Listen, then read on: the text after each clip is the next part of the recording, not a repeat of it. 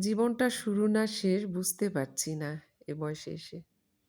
এই যে পাটিসাপটা বানাবো ওটার ক্ষীর তৈরি করে নিচ্ছি। দুধ দিয়ে আটাটা আগে ভেজে নিলাম সামান্য। সে আটার মধ্যে দুধ দিয়ে গুলে নিচ্ছি। এই যে ডিম দিব ওই ঘোলার মধ্যে যেটা রুটি বানাবো আটার। মানে পাটিসাপটার রুটির মধ্যে ওই ডিমটা দিব আর নারিকেলটা দিব এই দুধের মধ্যে।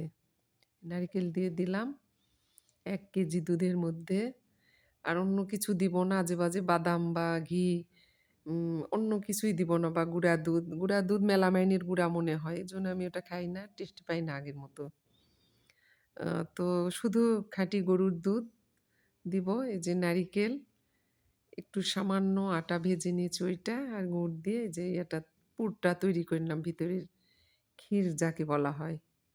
ক্ষীরসা আরকি ওটা তৈরি করে নিলাম।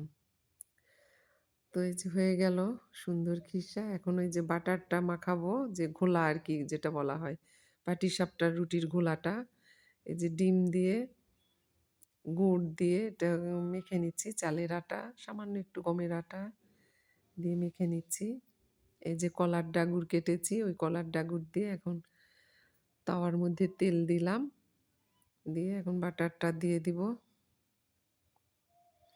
তো জীবনটা বিচিত্র।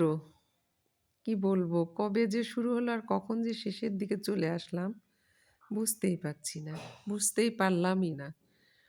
তো এভাবেই জীবন শুরু, জীবন শেষ। কত আশা নিয়ে ছেলে-মেয়ে ছোট ছিল, বড় হলো, তাদেরকে নিয়ে মানুষ করলাম। যে যার মতো চলবে। এখন কি আমার মতো আর কেউ চলবে? আমার কথা কেউ শুনবে না। কেউ বুঝবেও না কেন আমি বলছি। ওদেরকে বড় করার জন্যে, সবার সঙ্গে, সবার সামনে বড় করার জন্য।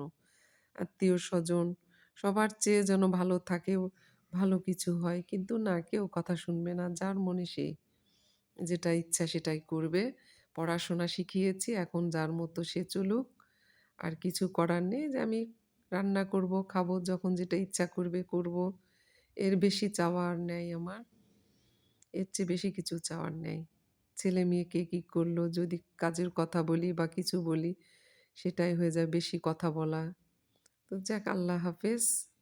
লাইক দিবেন।